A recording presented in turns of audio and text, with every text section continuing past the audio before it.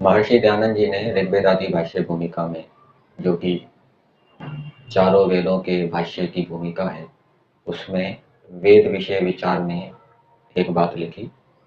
भाव रूप में बताता हूँ कि कुछ यूरोपीय लोग, मैक्स मुलर का नाम लिया है, कि वो वेदों को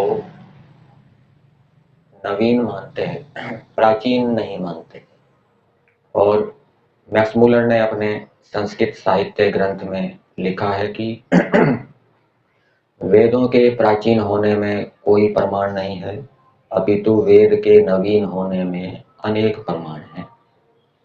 और नवीन होने में दो प्रमाण उद्धृत किए गए हैं, एक तो हिरण्यगर्भः समवर्तताग्रे ये मंत्र, और दूसरा मंत्र अग्नि पूर्वेभिः ऋषिभिः इड्यः नूतनैः उत।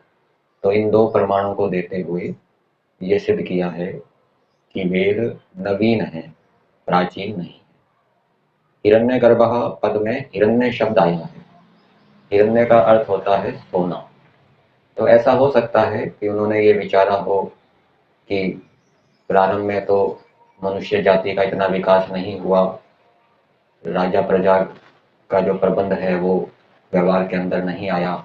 बाद में जब संख्या बढ़ी तो राजा प्रजा का प्रबंध करना पड़ा, और फिर अनेक प्रकार के साधन मनुष्यों ने बनाए होंगे, और फिर उन साधनों से उन्होंने पृथ्वी को खोद के सोने को खोजा, सोना निकाला।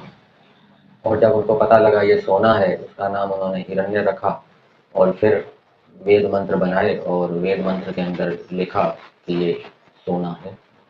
तो इससे सिद्ध किया होगा कि वेद क्या है, नए हैं, क्योंकि सोना बहुत बाद में खोजा गया, और जब खोजा गया उसका नाम रखा गया, फिर नाम रखने के बाद फिर वेद मंत्र बनाए गए, और वेद मंत्रों में सोने का नाम भी रख दिया।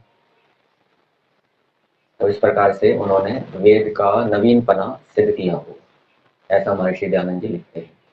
परंतु जो हिरण्यगर्भः शब्द है वो वेद की प्राचीनता को सिद्ध करता है। उन्होंने हिरण्यगर्भ मंत्र के अर्थ को ठीक ठीक नहीं जाना। हिरण्य शब्द के अनेक अर्थ होते हैं। हिरण्य शब्द का अर्थ यश किया गया है, हिरण्य शब्द का अर्थ जीवात्माएं होता है, मोक्ष होता है, सूर्य चंद्रमा आदि होते हैं। तो ऐसे जो पदार्थ हैं वो जिसके सामर्थ्य में है वो परमेश्वर हिरण्यगर्भः कहलाता है। तो मनुष्य तो परमेश्वर के विषय में इस प्रकार से जान नहीं सकते कि परमेश्वर की क्या क्या विशेषताएं हैं, वो हिरण्यगर्भ है, जब तक कि उनको कोई सिखाने पढ़ाने वाला ना हो।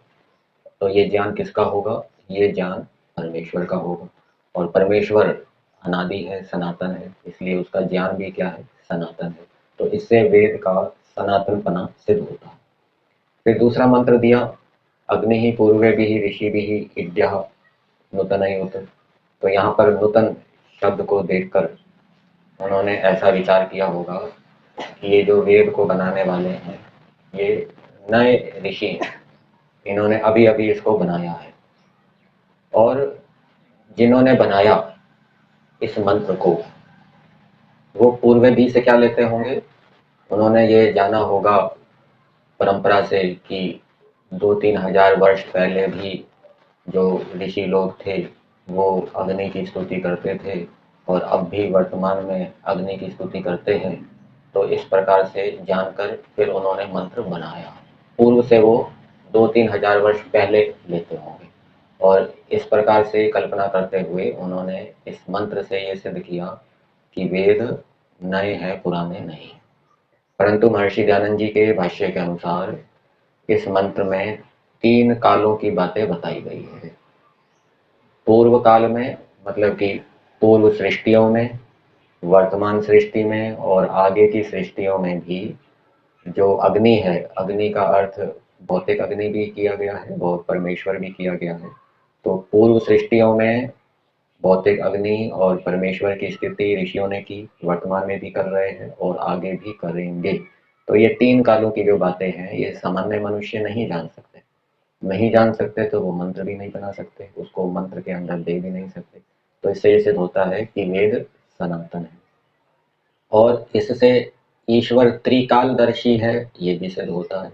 ईश्वर तीनों कालों की बातों को जानता है कि पहले की सृष्टियों में भी ऋषियों ने परमेश्वर की और भौतिक अग्नि की स्तुति की, वर्तमान में भी कर रहे हैं और आगे भी जब जब सृष्टि होगी तब ऋषि लोग परमेश्वर की और भौतिक अग्नि की स्तुति करेंगे। तो इन दोनों मंत्रों से वेद का सनातनपना सिद्ध होता है और उत्तमपना सिद्ध होता है, नवीनपना सिद्ध नहीं होता। जो मैक्स मूलर इसको नवीन मान रहे हैं, उन्होंने मंत्र के अर्थ को ठीक प्रकार से नहीं जाना या किया।